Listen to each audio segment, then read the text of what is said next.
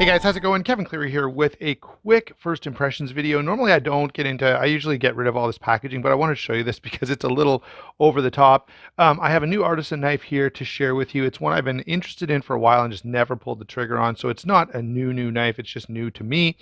So let's quickly get into this. I want to show you this packaging because we have multiple layers here. So we've got Artisan Cutlery box, and inside the box, we have another box, and inside that box we finally get to the pouch, and inside the pouch, well, we don't have a knife because I already took it out. I was afraid I'd need it to open the box, but anyway, that's what the knife is going to ship with. So quickly, I wanted to show you that just because if anyone from Artisan is watching this, you could probably save yourself a little bit of cost just by going down to like one box and then maybe a pouch.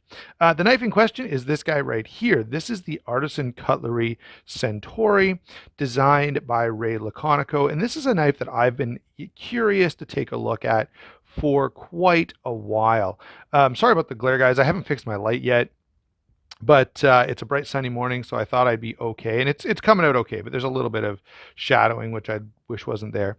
Anyway, by the next video I should have time to get the light fixed and get back to normal setup. So quickly, what I want to talk about first of all, is this is a Ray Laconico design. If you've been around for a little while, you know that I'm quite a big fan of Laconico's stuff. I think recently you'll have seen the Monterey Bay Knives Old Guard, which I really like.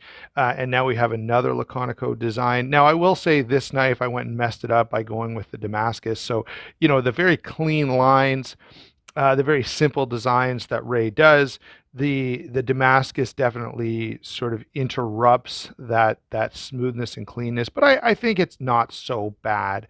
All right, I happen to go with the micarta. There's also carbon fiber, and of course you don't have to go with Damascus. You could go with the standard VG10, standard S35 VN. Sorry. So let me give you a quick rundown on the features of this knife. Then I'll talk about size and weight, and I'll tell you my initial thoughts. So I have had this out of the box for a little bit, and I've been flipping it a little, but I haven't spent much time with it. So this really is just a first impression. So,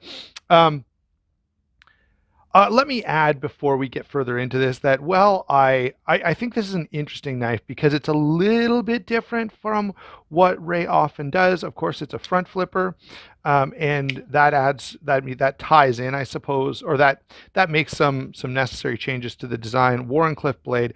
Otherwise, though, very clean, very smooth lines, really standard Laconico design. I'll let you take a look at that Damascus. It's pretty nicely done. Hold on, let's get a better look. There you go. So I can use the glare from the sun a little bit there to help me. But yeah, it's pretty nicely done. Rather attractive Damascus. You know, I'm not usually a Damascus guy, but frankly, I thought in this one I'd give it a shot. You know, generally speaking, if you're buying a knife for EDC purposes, you know, I don't need it to be all fancy, and I don't need Damascus and Timascus and all kinds of stuff like that. So I would probably lean normally more to the plain S35 VN, but I thought I've got lots of knives, so it's okay for me in my collection to have some variation. I didn't, let's put it this way, I wouldn't recommend, if this was going to be your single only EDC knife, then I would favor practicality over looks, and so I would probably go with the S35 VN. Anyway, we've got a Wharncliffe blade up front here. Obviously, you can see a bit of a swedge here. It's a flat grind, really nice looking blade, I have to say. Trying to catch the sun there so you can see the pattern on it a little bit. This is on bearings, and it's a front flipper. Micarta on the show side, we've got that little line that Laconico likes to do. You can see in terms of construction, we've got micarta, titanium backspacer, and then of course it is a titanium frame lock with a milled titanium clip. The lanyard is integrated back here, which is nice because it doesn't take anything away from the design. In terms of action and use, the handle feels decent in my hand, at least so far. As I say, I've only had a little bit of time with this knife, and I will say this knife, I'll take it apart for cleaning, but you can feel just a little bit of movement there, and that's pretty common for Damascus blades because the detent ball is riding over the variation in the surface. You can kind of feel that as you move along. All right. So I think I've covered all the features. Oh, I should say I went with the micarta. I like micarta, but there are also, I think you can get this in carbon fiber as well. Maybe those are the only two options. I'm trying to recall if there is a full tie version of this. If there is and I'm forgetting, let me know in the comments down below. But I don't think there's a full tie version of this available. The other thing I've got to say in terms of first impressions, the thing that stood out to me about this was right away it's very user friendly. You know,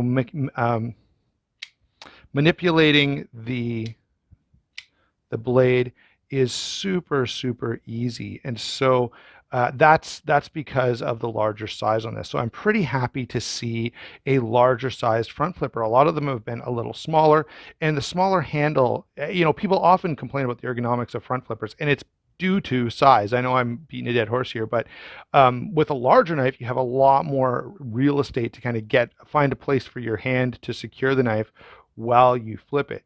You know, you can think if this knife was like this tall, right? If it was an inch shorter, it would be nearly impossible. I mean, yeah, I can do it, but it would be super awkward. All right. So, the size is a very welcome feature. This is available in a smaller size, but that would be a hard pass for me just because I can already kind of do a little test that I kind of need this whole handle in order to comfortably operate the knife. By the way, I did practice this a little bit. You can roll it open, which is again a welcome feature for some front flippers. Just the way the geometry works and the way the detent is, you just cannot help but open it really fast. Okay, size and weight, 8 1/8 inches overall. It's actually just a hair over that, but like it wasn't even 30 seconds, so it's not worth kind of mentioning. 3.5. I know I just mentioned it. 3.5-inch blade, 4 13/16 when closed. All right. And the weight on this is a very comfortable 3.6 ounces, which is great for a knife this size. My initial thoughts are, you know, very impressive design. The design is where this really shines, and I've loved it since the first time I saw it. I really, you know, I love Ray Laconico, and this slight variation of what he normally does is really cool and really, as far as I'm concerned, attractive. The only question really for me was going to be, how did Artisan do building it? And that, you know, I can't really comment on that yet. I've only had this for a very short time, but I will say that overall I'm pretty happy with it. I definitely like the size. That makes a big difference. This is the largest front flipper I have had, and it's very comfortable and convenient because of that extra handle size that it just makes it so you don't even have to think about how you're going to open it, which I do think is cool. In terms of the Damascus, I think it's attractive looking Damascus. I'm not always a huge Damascus guy, but every once in a while I like to, you know, reach outside of my comfort zone and get something a little bit different.